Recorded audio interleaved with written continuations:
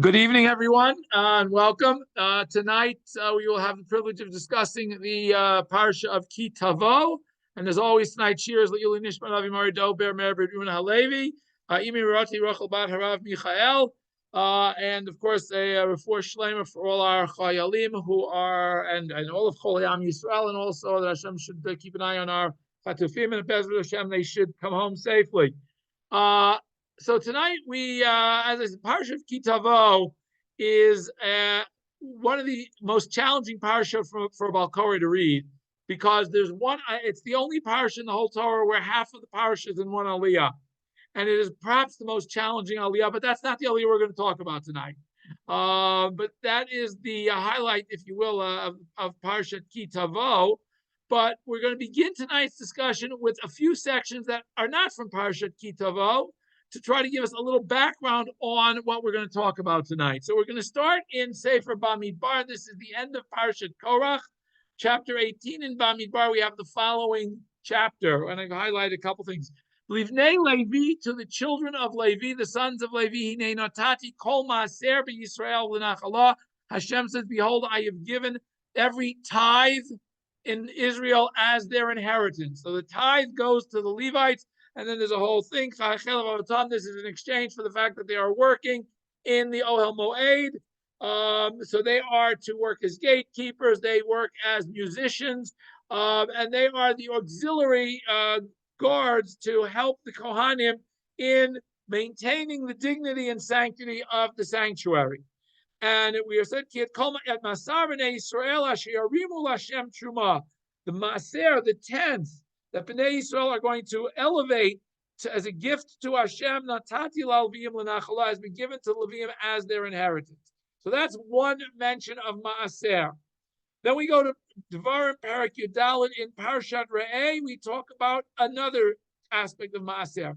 Aser to Aser, which literally means tithe, shall you tithe at Kol Tvuat Zarecha. All of the produce that grows in your field.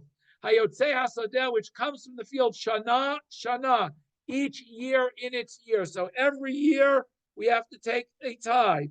Now here we are not told to take that tithe and give it to the Levite. We are told, Yochalta lifnei Hashem Elokecha, b'makom asher yivchar l'shakein shmo sham.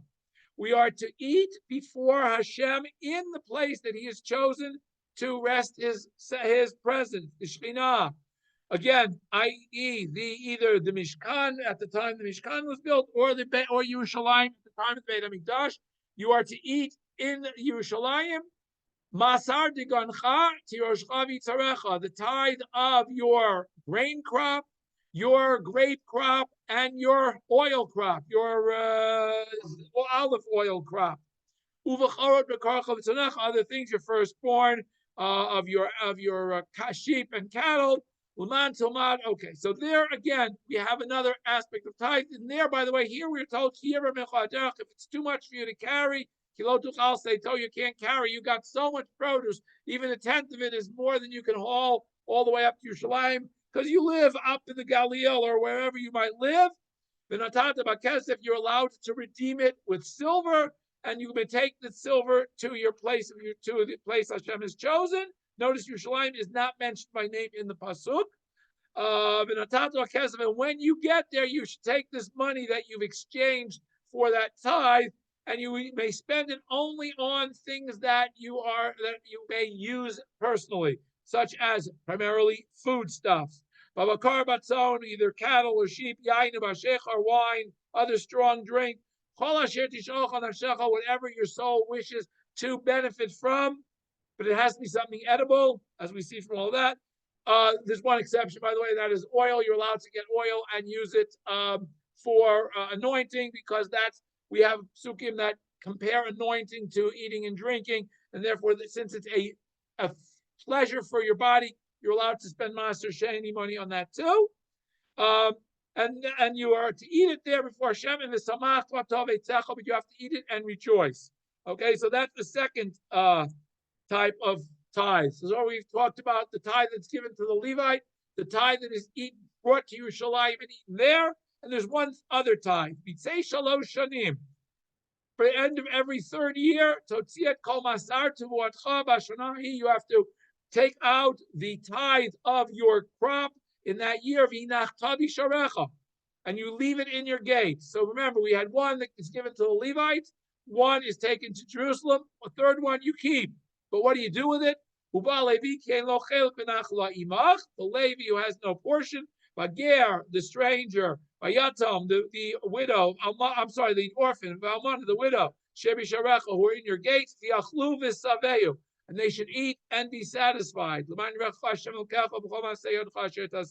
So we have three different dispositions of the tithe, of Maaser. One goes to the Levi, one is eaten in Jerusalem by the owner and whoever else he wants to invite to join him. The third is given to people in his native area and where he lives, at home, to the poor in his environment. Okay, now, based on different psukim, as we saw, there are different timetables, but here is the agricultural timetable. You'll notice we've divided the 7-year cycle into three groups. Groups are 1, 2, 4, and 5. Year 3 and 6, and year 7. Now, year 7 obviously is the Shemitah year. Every 7th year, there's no produce to give to anybody because everything is ownerless. Whatever grows in and of itself, everybody may take as much as they want, and there is no gifts are separated. However, in the 1st, 2nd, 4th, 5th, 3rd, and 6th years, you have to separate. First thing you have to separate is the bikurim, the first fruits, which we read about at the beginning of the parsha. Then you have to separate the truma. Now you'll notice I wrote the truma is approximately 2%, because halachically truma, from a Torah perspective, truma can be one stalk for your entire grain. You can take one grape and give it as truma, and you fulfilled your Torah obligation. However, the Chachamim say, we want to give the Kohanim enough to be able to sustain themselves on. So you should give, if you are generous, you give 1/40th or 2.5%. If you're average person, you give 1/50th or 2%. If you're a stingy person, you give 1/60th or 1 2/3%. Okay, so again, depending on who you are, but truma is unlike maser, which you have to measure and give exactly a tenth. Truma you can estimate, and you can say, I'll give about 2%, whatever. Here, there's about 2%, whatever it might be. Maser Rishon, again, after you've separated the truma and the bikurim, you now separate the first tithe, which is given to the Levi. That's the one we spoke about in Sefer Bamidbar. That has to be a fixed 10% of everything, has to be measured, has to be weighed, given exactly. And then of what remains, you take another 10%. However, you only take 1/2. You don't take a third 10%. The second 10% has two different dispositions. In years 1 and 2, 4 and 5 of every Shemitah cycle, it's Maser Sheni, which is given and which is taken by the owner to Yerushalayim to eat there. In the 3rd and 6th years of the cycle, it is Maser Ani, given to the poor. And in addition, the farmer has to also give lots of other things such as leket. If while you're collecting the crop, 1 or 2 stalks fall as you're collecting them into a sheaf, they will stay for the poor. Shikha, if you forget a sheaf in the field as you're collecting in sheaves and carting them all off and one lot left behind, you don't go back, you leave it for the poor. Heya, a corner of the field is left unharvested for the poor. Now then there are other laws such as kilayim. You're not allowed to plant mixed seeds and arla and there are other commandments that we have as the farmer. Just to give you an idea of how many mitzvot those of us who are engaged in non-agricultural pursuits miss out. We miss out on all these potential mitzvot that we could have done had we had a farm. Lots of mitzvot that you could do, lots of different calculations and things you got to worry about, but all these mitzvot that we are missing the opportunity to do because we happen to not own farms in Eretz Yisrael. Okay, now we will begin our discussion of Ki Tavo. Now, the first section in Ki Tavo talks about what, as we said, is called the Mikrei Bikurim. I spoke about that. Remember, last year or 2 years ago. You can go on. If you really want to hear what I had to say about that, go on your YouTube, search Ki Tavo from last year or 2 years ago, and see if you can find it. If you really want the link, send me an email, and I'll be glad to send it to you. Okay, so the next chapter in Ki Tavo talks about what is called Vidui Maaser. Now remember, We had all these mitzvot of maaser that were talked about in the past. We go back to the mitzvah maaser to add another aspect called vidui maaser. Vidui meaning the confession that we make after giving the tithes. Now here's the pasuk. So again, it's parshat Perek Chavav, and today this week's parsha, beginning with pasuk Yud Bet. Ki Tavo laser, when you will conclude to separate the tithes. At kol masar tvatcha, all of the tithes that you are taking from your crop, bashana hashlishit, in the third year of the Shemitah cycle, which also, by the way, is that there are two sub 3-year cycles, which is why it's 3 and 6. Shanat HaMaaser. Now, it's interestingly enough, the Torah calls the third year the year of the tithes, which seems very strange because we take 2 tithes every year. Why is the third year called the year of the tithes? And the Parshnim are going to tell us that it's called the year of the tithe because we give this different tithe called Maaser Ani, and we only give Maaser Rishon, we don't give Maaser Sheni. That's why it's called the year of the tithe. In that year, now we have to give, remember, we have to give Maaser Rishon, has to be given to the Levi. Maaser Sheni, we have to take through Shalayim. Maaser Ani, the poor person's tithe, is given to any poor person that comes. The examples that the Torah usually gives of the poor are the stranger, the orphan, the widow, because more likely than not, they are the ones who have lost their breadwinner, whether it's an orphan, a young widow who has lost their breadwinner, and they are the ones who have become destitute. And you are to take what you have set aside, this maaser that you've set aside, you're to give to them, and they will eat it in your gates, as we saw before. You leave this maaser ani is not brought to Yerushalayim and given to the poor in Yerushalayim. It's given to the poor in your hometown. And they should be satisfied through their eating of the maaser. Now, after you've completed separating all these and giving it, then you should come before Hashem. And we're going to see from the Parshnim that it happens when before Hashem, on a Chag, on Pesach. I'm going to come at the beginning, at the end of the 3-year cycle. 3-year cycle is going to end on Rosh Hashanah, but all of the crops and all the separation will not have finished, even though the crops were ready to be harvested on Rosh Hashanah. They were fully grown. I don't necessarily finish harvesting them all before Rosh Hashanah. The harvest can continue beyond that. And so the separation, the Torah gives me another season, the rest of that season, to separate all of the tithes and distribute them until Pesach of the 4th year and of the 7th year. So at that point in time, when I come on Pesach, I have to be Arti HaKodesh Min HaBayit. I have taken all of the stuff that I set aside as holy, all of these things, Truma, Maser, etc. I have set it aside and I removed it from my house. V'gam nitativ la Levi, I gave the portion I had to give to Levi, I gave to Levi. L'ger li'atam l'amana, k'chol mitzvatcha asher tzivitani. So you have to make this declaration. The farmer has to make this declaration when he comes to be Ola Regel on Pesach of year 4 and year 7 of every cycle, to confess, or to state before Hashem that he has carried out all of these mitzvot. Okay, now there are other mitzvot that pertain to some or all of these that are now going to also be enumerated. I did not eat of this maaser or other of these gifts when I was in aninut, when I was in mourning for a close relative who had not yet been buried. And I did not remove it when I was tameh.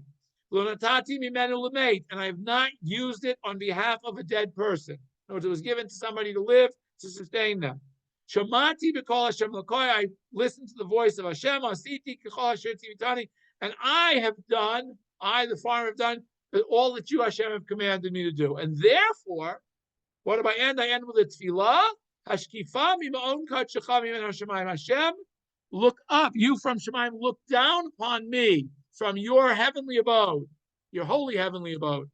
Ubarechet amcha Yisrael, and bless your people, the Jewish people, v'et ha'adamah, and the soil, asher natata lanu, that you have given us, asher nishbat l'avotenu, and that you have given it to us as you swore to our ancestors, Eretz Zavat Chalav Udavash, land flowing with milk and honey. Now, if we look at this declaration, Pasukim Yud Gimel, Yud Dalet, and Ted Vav, it seems to be a very, very challenging declaration in terms of understanding. Why do I have to make this declaration? What is the purpose of the declaration? I can understand the last pasuk. Okay, a nice tefillah to Hashem. Since we've fulfilled all these mitzvot, you should watch out for us. But what is the purpose of this declaration? And we're going to try to see first how the parshat look at it, what each of these specific mitzvot apply to, and away we go. And we're not going to start with Rashi. We're going to start with B'chor Shor because I think he gives a very better outline to start with to give us a basic fundamental understanding of what this concept is all about. Ki Tavo. So again, he first gives this whole intro that when I complete giving all my tithes, what are they? Shebeshana Rishona Shel Shmita, the first year of every sabbatical cycle, Masrim Maser Rishon Maser Sheni, V'chein B'Shniya. So the first 2 years of every Shemitah cycle, I give 2 sets of tithes. One is to the Levi, and one is I take to Yerushalayim to eat. Ubashlishit, and the 3rd year of every cycle, Maser Rishon, I give my tithe to the Levi, Umaser Ani, and I give the poor person's tithe to the poor people in my hometown or my neighborhood or my region or whoever stops by. Nimtza, so we see Kol Sholosh Hashanim Kilo Laser Kol Hamasrot. At the end of the 3 years, I have to have now not just set them aside, because again, if we think about it, when I am doing the harvesting and I'm counting it all up, there may not be a poor person standing next to me. I may not have a Levi who's standing next to me and came that day to collect his maser. So what do? I take the maser, I set it aside, I mark this is the maser, I put it aside, and when the Levium come, they collect it. They might not come for a while. I might not have any Levium who know I've got all this maser waiting for some Levi to take. So I may never have disposed of it, and it might have sat around for a year, 2 years. So what the Torah is telling us is that at the end of 3 years, it's time to get rid of it. You've got to dispose of it. You've got to find the Levi. You've been too busy. You were too busy with your farm, with whatever else you were doing. Now comes the end of the 3rd year, and you've collected all the maser from 3 years running. You've got to go out now and find Levium. You've got to go out now and find poor people. And you've got to make sure that your maser sheni is brought to Yerushalayim and eat. Okay, because by the end of the 3rd year, he frees kol hamasrot b'Rishon Shniya. I've already separated all the first two years worth. I have to move forward. Why is it called Shnat HaMaaser? B'chor Shor tells us Shana she'ein bo ela echad min hamasrot shehifrish b'Rishona v'Shniya. The reason the 3rd year is called Shnat HaMaaser is because it's the year that I only have one of the 2 ordinary tithes that I separate. That's why it's called the year of the tithe. The Natato la Levi. So who do I give it to? I give it to the Levi. What do I give to Levi? Amaser Rishon. Ubishalayim tolichim maser sheni. But you have to take the maser sheni. You carry with you to Yerushalayim. Now, typically, by the way, the typical, at least that what the Torah envisions as being the typical way to dispose of maser sheni is what happened. You went to Yerushalayim for Pesach, for Shavuot, for Sukkot. You brought your maser sheni with you because you didn't know if you were going to find a hotel where you were going to be staying. So you brought your food with you, and therefore you would say to somebody, "Oh, I'll stay with you, but here I brought all this food for us to eat." So it makes it a lot easier to find lodging during Shalosh Regalim when you go up to Regel if you brought all this food for everybody to share, because maybe the people in Yerushalayim didn't have farms. They might not have had the food. So they knew, we're going to have all these guests. Think of how many visitors come to Yerushalayim for the Shalosh Regalim. Who's going to feed them all? Well, the answer was they would typically bring their food with them, not necessarily, that they would bring finished food. They would bring their actual raw ingredients. They'd bring their grain. They would bring their fruits. They would bring their cattle and sheep. So they would bring all this food, all this up, so there would be plenty of food for the Chag. Got food? Chag, you got to have lots of food to feed everybody, right? Okay. That was generally you didn't. I'm sure there were people who made special trips to Yerushalayim to consume their maser, but generally it seems that, at least from the Talmud's description, it generally was that people, when they came for Shalosh Regalim, they would bring some maser, either maser money or maser food. They would bring actual food, and that was what people would eat during the Chagim. Okay. Not only did you eat the maser sheni yourself, but you shared it with whoever else was there. Because in theory, if you think about the produce lasting you the whole year, 1/10 of it would last a lot more than a week. So that you in a week couldn't necessarily, even if you went up 3 weeks a year, you couldn't necessarily eat it all yourself. So you would share it with everybody who was there because it had to be in Yerushalayim. You couldn't take it back home. Well, Maaser Ani, however, when it came to Maaser Ani, no tain be'iro ani. Maaser Ani, you did not have to go anywhere with it. You could give it into your local poor people, whoever was there. You could either go out and find them. They could come to you. If they were proactive, they'd come to you. If they were not, then you'd have to go out and look and find them. Okay. La Levi la ger le'atom lamonat. It says, I shared my maaser with everybody. Who was that? Miktato be'niach basadeh. Now, the typical, again, the parshat seems to imply that the typical way that people disposed of their maaser ani was by dividing it into portions. Part of it they just left in the field, and whoever wanted to take it could take it. They would, I don't know whether they put a big sign saying, "Hey, this is maaser ani, help yourself," or they would have maybe they'd have a maaser ani stand, like kids have a lemonade stand. I don't know, you'd have a stand there saying, "Hey, here's all the maaser ani, help yourself." And then people would take alachad. This generally went on through the harvest season when there were lots of people in the fields going about. There would be poor people. They'd be collecting the leket. They'd be looking for the payah. They'd be collecting the corner. So if you had maaser ani, they could take that also. However, after that, you should leave it home. However, after the harvest season was over and it started to become the rainy season, if you left it out, what would happen? It would get ruined. Yisham ve'elech, right? Mashir maybe betoch beito. You have to bring it inside to keep it protected from the rain. And there you would have to distribute it to the poor. As it says, so even though some point it says some you should just leave for people to take, and others, the rest, you would give to the Levi, the poor, the stranger, etc. So we see that even the maaser ani itself is divided into two groups. One group that people took, and one that you distributed to people. So at the end of the third year, I have to now clear out all of the maaserot of the first three years. By the Pesach of the fourth year, I had to have distributed it all so that I could go up to Yerushalayim and say this passage that I have done everything I'm supposed to have done. And the reason the Torah, Rambam and Moreh Nevuchim says, the reason the Torah gives us this mitzvah is very simply to combat our human frailty called procrastination. We love to procrastinate. It's not urgent. It doesn't get done.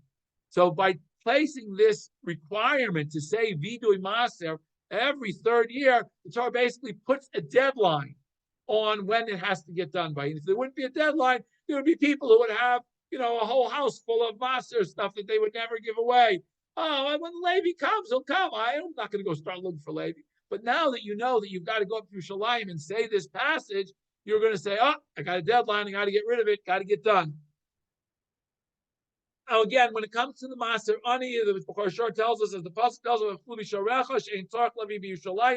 even though I might have thought, since it's in the place of maaser sheni, it has to be eaten in Yerushalayim, the answer is no. Maaser ani does not have to be eaten in Yerushalayim. By the way, neither does maaser rishon. The only one that has to go up to Yerushalayim is the tithe that we take that's maaser sheni. It has to go up to Yerushalayim. The rest can be eaten wherever you want in or out of Eretz Yisrael, actually. But typically in Eretz Yisrael because it should be eaten in timely fashion, I guess. Okay. Now you say this passage, and when you say Bi'arti HaKodesh min habayit, I removed all of the holy things from my house. Kidichsiv, as it says, Misei Shlosh Shanim, at the end of 3 years, I have to take it. Inachta b'sharecha, and I leave it in my house. What does that mean? Nidachta. Shmamina, this teaches us that the pasuk here is not talking about maaser sheni, the low maaser sheni, because maaser sheni I don't leave at home. What do I have to do with my maaser sheni? Tzarich lavil Yerushalayim. I have to bring it up with me to Yerushalayim. Ushmamina, and it also teaches us the mind ka'amrei shana she'en bo elo echad min ha'masrot. The shnat ha'maser being the year that I only give one maaser. She'en bo elo maaser rishon kamar. It's talking about the year that I only give maaser rishon. Avamaser sheni lo. Again, it's the year when I only give one tithe. In that third year, instead of taking the second tithe to Yerushalayim, My second tithe becomes the poor person's tithe that I give away in place. And then when I finish doing that, I can go up and say, I be Arti HaKodesh. I removed the holy thing. Now, it's interesting because B'chor Shor, and we'll see in the other parshat, will similarly tell us, when we say be Arti HaKodesh, I've separated the holy things from the house. It's talking about Maaser Sheni primarily, not Maaser Rishon and not Maaser Ani, because Maaser Sheni is called Kodesh. Maaser Sheni is called by the Torah Kodesh, something that is holy, because we have a pasuk in Bechukota that says, when I take the tithe from the produce, from either fruit trees or from the land, Lashem, this is given to Hashem, it's Kodesh Lashem. Now we know that the Maaser I don't give to Hashem, it's given to me, I get to eat it. But what is it? It's Kodesh that I have to take it to Yerushalayim to eat in Yerushalayim. What does it mean that I have to give it to Hashem? I have to eat it before Hashem in Yerushalayim. Okay, then we have the fourth year produce is also called Kodesh because it's called Kodesh Hilulim. When the tree, every fourth year of a tree being planted, the first 3 years are Arla, I'm not allowed to eat it. The fourth year has the same laws, similar laws to Maaser Sheni, and then it has to be brought to Yerushalayim or redeemed, and then the money taken to Yerushalayim to eat. And that is called Kodesh. Okay, now the pasuk continues. When I make this confession, I also said, I also gave to Levi. What is that? That, of course, is Maaser Rishon. And I also gave to the poor, that Maaser Ani. Avo Maaser Sheni Leka. Again, when I say Bi'arti HaKodesh, that's Maaser Sheni. When I say Natati La Levi, I'm talking about the Maaser Rishon. And when it says like Yer Le'atom V'La'almanah, it's that's about Maaser Ani. Now, pasuk adds the word v'gam nitativ la'levi. I've also given to Levi. What is the gam? That's to teach us that I've also separated truma l'rabot, truma bikurim. That's to allude to the fact that I also took the truma and the bikurim. So not only have I separated the tithes, I've also separated the truma, given it to the kohen. I've also separated the first fruits. First fruits are not like truma. Truma I give to a kohen at home. Bikurim I have to bring to Yerushalayim to give to the Kohen. Unlike Maaser Sheni, which I bring to Yerushalayim and eat myself, Bikurim I bring to Yerushalayim and give it to the Kohanim. Okay, so again, each of these things has different dispositions. Some are eaten anywhere in Eretz Yisrael. Some are only eaten in Yerushalayim. Some are only eaten by Kohanim. Some are only eaten by Leviim. Everything has its different disposition. But as a farmer, your job, you just have to separate it and give it. It didn't matter what the people did with it. That was their problem, not your problem. Mihu. Now, however, now we get to the rest of this passage. So far we've talked about the passages that seem to relate to the Maaser. Now we get to this whole second, the middle pasuk of the confession, which says, I did not eat any of this when I was an onain. What is that talking about? Does that mean an onain cannot eat truma, cannot eat Maaser, cannot eat Maaser Shein? Which ones? So the fact that I did not eat it as an onain, lo koi at truma. That is not talking about truma. Truma is not included. A kohen who has truma is allowed to eat truma as an onain. D'chsiv gabe truma, because concerning truma, it says about the kohanim, v'chol zar lo yochal kodesh. Nobody who is a non-kohen is allowed to eat truma. By the way, there are exceptions to that, of course, because Kohen marries a woman, she's allowed to eat truma even if her father is not a Kohen. But again, a Kohen or somebody who's not a Kohen or a member of his household by ownership, and how the Torah defines ownership, are not allowed to eat truma. So a non-Kohen is not allowed to eat truma. However, we say v'darshinan, and why did it say v'chol zar, a stranger, a non-Kohen? Because it says, it could have just said v'zar la yochal kodesh. Why v'chol zar, everyone? This extra word of v'chol zar, of everyone who is strange, it teaches that anyone who is a kohen is allowed to eat truma, even if they are an onain. The truma nechal ba'aninut, bikurim is a plutan. There's a machloket in the Gemara whether bikurim can be eaten by somebody who is an onain. A kohen who is tahor, but is an onain, who has lost a close relative, who has not yet been buried, whether they are allowed to eat bikurim is a machloket, but they are certainly, at least the Gemara seems to conclude that they are allowed to eat truma, even though they're not allowed at that point to eat korbanot, but they are allowed to eat Truma. Okay. Ikalaman Damar, he brings down the machloket. There's one opinion that says that the reason bikurim are not allowed to be eaten by an onen because they're compared to maaser, and we know that maaser is not allowed to be eaten in aninut, even though truma can be. You're not allowed to eat. Maaser is not allowed to be eaten when you're an onenu. And since maser there, you cannot eat at home. Maser is not allowed to be eaten outside Yerushalayim, and Trumat Yadecha, which is Bikurim, is not allowed to be eaten out of Yerushalayim. So too, just like Bikurim and Maser are equal in terms of that they have to be eaten in Yerushalayim, they're equal in that they cannot be eaten by an onain. That's one opinion. However, the other opinion says that since it's compared to Truma, because the mandar Truma Karina Rachmana, since Bikurim is called Truma, and since Truma can be eaten by an onen, therefore Bikurim can be eaten by an onen. Okay, the pasuk, this confession that we make, then continues Kechol mitzvotcha, according to all of your mitzvot. Well, we've already mentioned them all individually. Why do I have to add this phrase?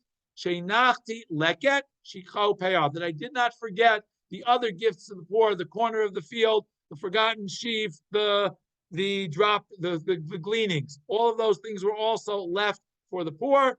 And also veveti bikurim v'frashti truma, that I separated bikurim, I separated truma gedola. All of these things are included. Ushne masrod, and both of the tithes as appropriate.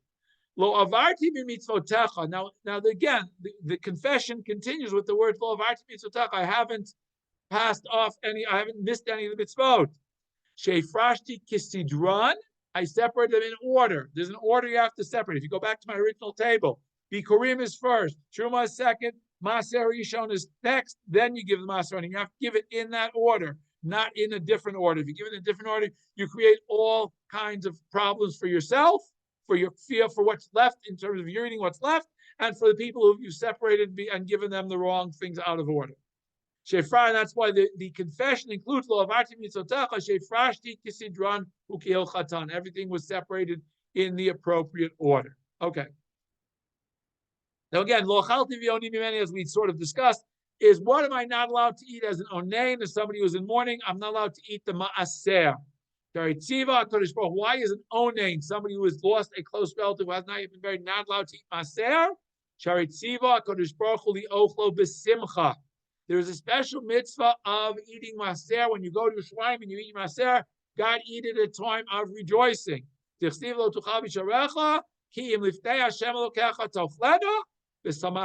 you have to rejoice. Have to be eaten b'simcha. So whether you're an onain, you're not b'simcha, you're otherwise preoccupied. Therefore, you can't eat ma'aser. Now, then we get to the pasuk that says, "Lo bi'arti mimeni b'tamei." I haven't removed it when it became, if it's tamei. Now, what are we talking about? Again, we're talking about here shemen shel ma'aser sheni. If I have oil of ma'aser sheni, now what do I do with the oil? I use it for anointing. What if it became tamei? Ma'aser sheni shenitma. I can't use it as an olive, my olive oil as a salad dressing if it's become tamei and I'm eating the food and I'm tahor. Lo bi'arti mimeni b'tuma ela im nitma podehu. Once the ma'aser sheni has become tamei, I've redeemed it. So now I take the money and I buy something new that is not tamei. Even if I was already in Yerushalayim and it became tamei, I still redeemed it. I did not use it in Yerushalayim. I did not use it when it was tamei. Excuse me. Okay. How does oil become tamei? Any food stuff becomes tamei when it comes in contact with certain levels of impurity. Okay, any food stuff can become tamei. Okay, example, it comes in contact with a corpse. It comes in contact with a dead one of certain types of animals that have died, that are in nevela. There are lots of ways food can become tamei. Same way people can become tamei. Okay, we come in contact with something that is tamei. Okay. All right, we're going to skip the rest of this because the rest of this is just continuing more along the same. Let's go now to okay. Now, this tefillah that we say at the end, what is it? What's it? The import of the tefillah? Shkifak asher kiyamti mitzvotecha. Just like we're saying to Hashem, we want you to look down and see how diligent we were in performing all of these mitzvot. So too, we want you, Hashem, now you should fulfill what you have said about Am Yisrael. When we fulfill the mitzvot, what will you do? As we say,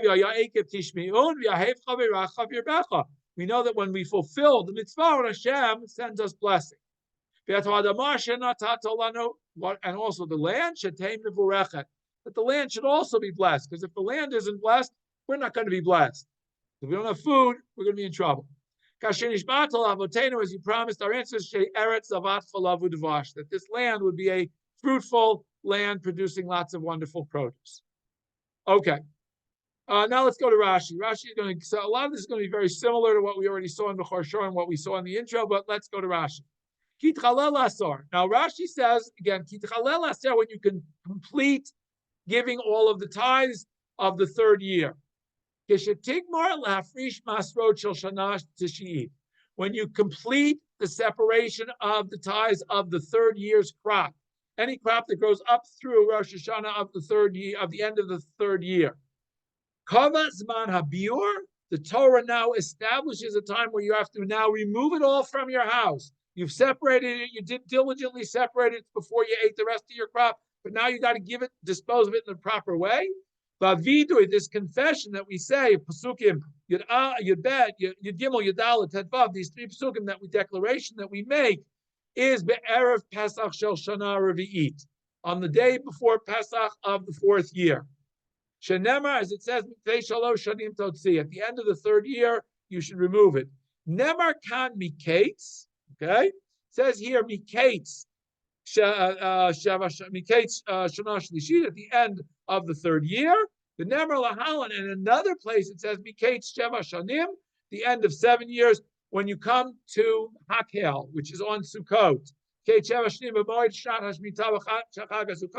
Uses the word Mikates, Ma Hakel, Linyan Hakel, Ma Lahalan Regel, just like Hakel is on the Chag of Shavuot. Afkan, so here too, where it uses this word of Mikates, it means a regel. And it can't be, goes, wait a minute, it's talking about a regel, then why would we think it was Pesach of the fourth year? Why not Sukkot of the fourth year, which is earlier, and it's much closer in proximity to the harvest? Why would I think I should wait till Pesach? Why don't we do it right away on Sukkot, say this tefillah? Talmud Lomar, because the pasuk says, Ki Tchalel Aser, when you will complete removing the tithes of the third year. And we know that Masor Shel Shana Shlishit Regel Shemasrot Kalinbo. It has to be the Chag where all of the tithes have been completed, not just the grain tithes, which probably the grain harvest was finished before Rosh Hashanah, but the fruit harvest doesn't necessarily finish before Rosh Hashanah. There are trees that we harvest well after Rosh Hashanah. So Zehu Pesach, therefore it has to be Pesach, is the Chag where all of the harvest of all of the grain and the produce and the grapes and the have all been completed. Shaharba Ilanot, as Rashi says, there are many fruits. That we're still collecting the fruit after Sukkot. Nimtzu Masrot Shel Shlishit, so the final ability to take tithes of the third year doesn't end until Pesach of their fourth year. And Rashi has this very interesting thought here, that the Torah, by requiring us to make this tefillah, is forcing a deadline on us. As I said before, now we have a deadline when I have to remove the masrot from my house, from my possession. It's not enough to just separate them and say, okay, here, I'm going to give this later. I have to now give it, and that's why the Torah has this procedure. Rashi again, same thing on Shnat HaMaser, why it's called Shnat HaMaser.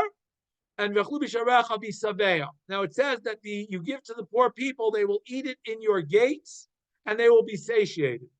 What does that mean? Why does it have to add the word they'll be satiated? Rashi says that teaches a very important mitzvah about Maser Ani. Tein lahem kidei sav'an. You have to give each poor person, till you run out, you have to give them an amount that will satisfy them. Because you don't say, well, I'm keeping it for other poor people. Give each one enough for them to be satisfied. What does that mean? Mikan Amru, and that's why the Talmud sets minimum amounts that you give for Maser Ani. You have to give them a minimal amount that will fill a fulfilling meal. That's what you have to give them when they come. Now, that doesn't mean you have to give that to every person. If you run out, you run out. But as long as you have a supply, you don't say, well, I'm going to give everybody a little bit, so I'll have to distribute to more people. Everybody comes has to get at least a minimum amount that they can have for a meal and be satisfied. Rashi continues, what is this passage that we are saying? It is very simply, you have to confess before God, admit and acknowledge that you've given all of the proper tithes and you've removed them and taken everything out of the house. Again, same thing that we saw before. I've separated everything that's holy from my house. What is that referring to? That's the Maaser Sheni, the second tithe primarily. Lamadecha, what does this come to teach you? I didn't get to Yerushalayim last year. There was a COVID epidemic. I didn't get to Yerushalayim, So I've got an extra year's worth of produce sitting here that I didn't give. Now's the time. If you don't, you got to give them now. Bring it up to Yerushalayim and give it away. You got to get eaten. As we saw, we saw that also too. Okay. Etc. Etc. Okay. All right. Okay. Hashkifa. Now Rashi has a very interesting take on this hashkifa. Very simply, Asinu Masha Gazar Toleinu, we've done what you asked of us. Again, he quotes a different verse, but again, a verse of blessing. He doesn't say you have to make the produce, go just provide the rain. And not Kadosh Baruch Hu, but Kadosh Baruch Hu providing the rain and the soil and the sunlight. We got to do our part of making sure we plant the crops and plow the fields, etc., etc. Okay. Let's skip Rush. Okay. Ramban.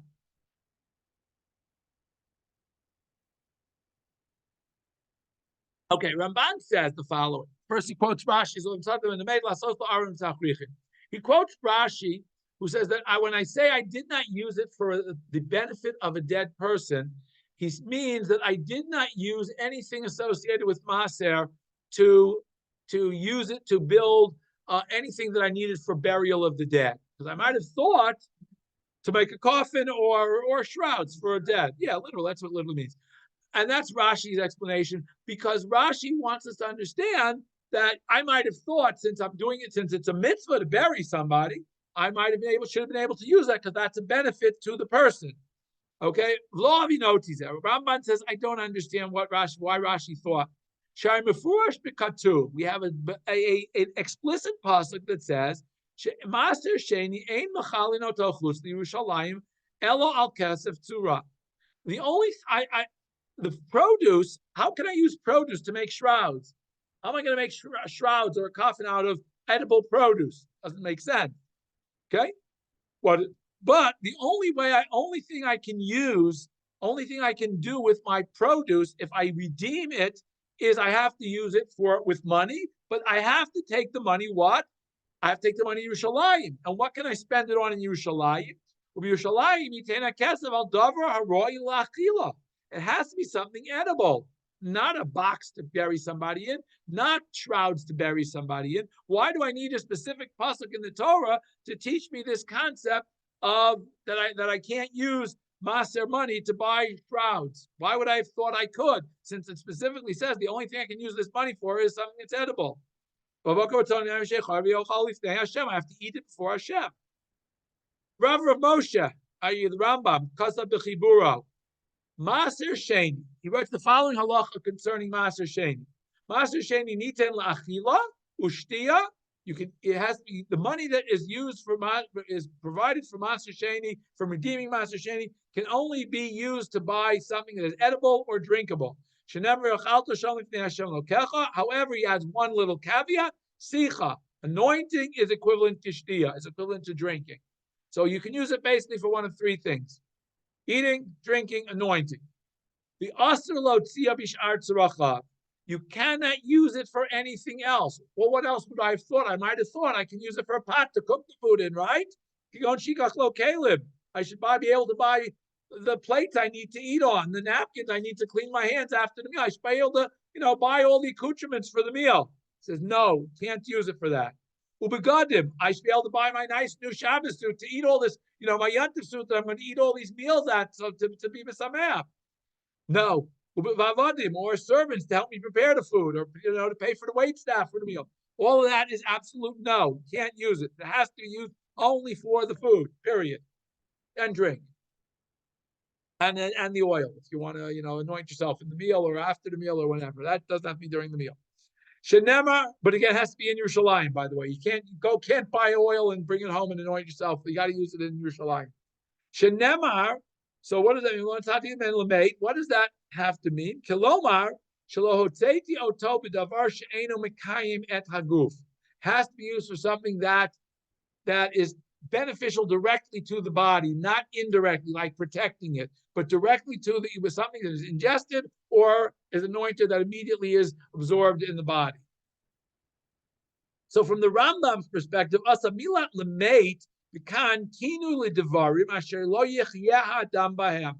Unlike Rashi, who translated this mate as something that literally I need for a dead person to bury them, Rambam seems to be translating. Rambam is saying that Rambam seems to be translating this word lemate as if it's a word used in place to represent everything that it does not physically sustain a person. Something that does not provide physical sustenance to a person is not allowed to be used. The Elul divrei Havai, and the Ramban says it also doesn't make a whole lot of sense that the word Torah would say that. It doesn't need it because it already told us you can only use it for food and drink. The Acherim mefarshim, and others explain what does this mean.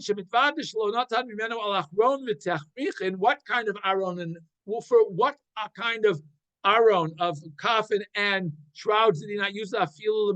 Mitzvah, a person, an unidentified person who needs burial. Even that mitzvah does not override the mitzvah of Maaser Sheni. You can't use Maaser Sheni money even to bury a person who has no other means of burial. That's the point. That's what others want to say. And obviously you can't use it to buy clothing for somebody. Not allowed. He says, where does Rashi get to this point that we're not allowed to use it for an aron? It's from the Sifrei, which quotes the name Rabbi Eliezer. Rabbi Akiva, he says that can't be what the verse means. Im lemeit asur, aflachai asur. Why does the Torah have to tell me that it's asur to buy clothing and shrouds for a dead person? Even if for a live person, I can't buy clothing. Why does the Torah add this puzzle lemeit? I haven't even exchanged it for something that I'm allowed to use. Perish, what does that mean? Rabbi Akiva doresh lo natati mimenu shelo asiti mimenu chalipin afilu b'davar Torah roy leachila. I haven't exchanged it for. I know I haven't taken something and exchanged it for something that's allowed to be eaten. I know I have only taken this money and used it to buy something. I did not take the money and exchange it for something else, and then take that something else and use it for money. In other words, I didn't take this money and use it because I need an emergency. I needed the cash for something, and I used it to buy my trick ticket to get to Yerushalayim, knowing that I'll spend the equivalent amount when I get to Yerushalayim on food. Can't do that. That's the point. In other words, I can't even take that. I can't even exchange it in Yerushalayim. I got extra wine. Hey, you got extra oil? Let's switch. Can't do that. Because you can only exchange it for money and then use the money to buy something else. And by the way, if it's in Yerushalayim and it's tahor, you can't exchange it anymore. In other words, if I bring my wine to Yerushalayim, if I'm standing outside Yerushalayim and I haven't yet gotten in, I can sell that wine, take the money, and buy the guy's oil who's standing next to me waiting to get into Yerushalayim because they're checking visas or whatever. They're checking for terrorists getting into Yerushalayim. But I can't say, oh, give me your oil, I'll give you my wine. I say I have to sell my oil, get a coin, give it to him for his oil. He can now take the oil coin that he got for his oil and use it to buy my wine, but I can't directly exchange the two. The Rabbi Akiva says no, that this is when I was only lemate, when I was mourning for a person who died, I didn't eat it. She'ein aninu el lemate. Okay, again, seems strange also. V'riti Yerushalmi. Okay, so Rama says, I saw Yerushalmi, Rabbi Lezer, B'Shem, Rabbi Simon, Rabbi Lonatati, Lemate, Ma'anan Kayam. How do we fulfill this verse of Lonatati men Lemate? I did not use it for the benefit of a dead person. If it's to bring him a coffin, and that seems restrained. I can't bring it for clothes for a living person. Why would I be allowed to use it for clothes for a dead person? He's a dover, but he says, what is it? What is it that I'm allowed to use? What does the Torah says, there's only one thing that I could possibly imagine. Obviously, I'm not going to buy food for a dead person, right? But I could buy oil to anoint a dead person. See? So the Yerushalmi says, what is it? It's sicha. So when I say lo natati limen limeid, I mean, I says, even though I used some of this money to buy oil to anoint myself, I only anointed living people with it. I didn't use it to anoint or to anoint somebody who was dead. Ramban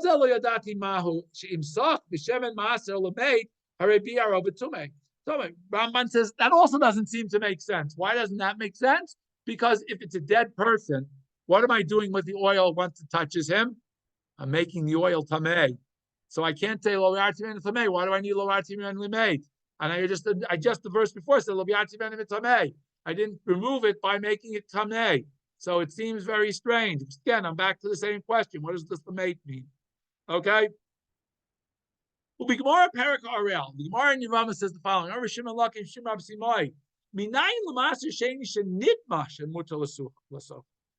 what happens if I have Maser Sheni that has become Tameh?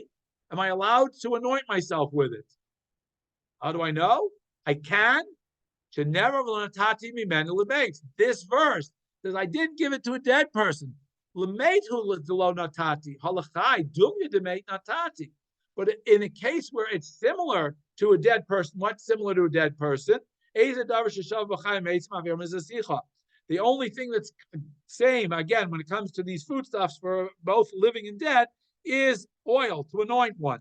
So what it says is that when he says lo natati mimenu lemeit, it means that I cannot use not tahor oil that's already become tameh, that's master sheni. I can use it not to anoint a dead person, but I can use it to anoint a living person, and that's what lo natati mimenu lemeit is supposed to be teaching us. So again, we see a very interesting dichotomy. I'm going to skip the rest of this. I just realized how late it is and my time is already up. But the point that I want to make here is all of these halachot are halachot that we don't practice for two reasons. Number one, we're all tamei mei. We're all living in an era where there's no paraduma to purify us. And we all look at these halachot and say, wow, they seem so complex and so complicated. How are we ever going to fulfill them? When Mashiach comes and we rebuild Beit HaMikdash, how are we ever going to get by with this? And the answer I said is very simple. It's just like somebody who's never kept kosher looks at kasher and says, oh my God, 2 sets of dishes, separate dishes for Pesach, this, that. How am I ever going to keep all that? The answer is once you get used to it, it becomes second nature. Same thing will apply when we learn all the laws of Tumah, because we will have to, again, practice them. Learning them theoretically doesn't work. You can learn them theoretically and it's wonderful and you'll understand them, but you don't remember when it's only a theory. When you have to practice something, it becomes much more ingrained and much more part of you. This whole concept of vidui maser, of giving, it should become, unfortunately, well, we find that many times that it didn't necessarily go, it should become second nature for the farmer to give the tithes. You know how to do it. You do it every year, just like we make Pesach every year, just like we know how to blow the shofar every year and then say all the piyutim on Rosh Hashanah and say the slichot. We learn how to do it because we go through it on a regular basis. And this whole concept of agricultural law, the whole concept of this, now that we're back in Eretz Yisrael and we do have farmers who are learning these laws and studying these laws and practicing these laws, we suddenly are now seeing responsa written on it, halachot books written on it, and once again we're seeing this whole section of the Torah of agricultural laws once again coming back to life after 2 millennia of virtually being dormant, or at least a millennia and a half of being virtually dormant because there were no Jewish farmers halachic Jewish farmers in Eretz Yisrael.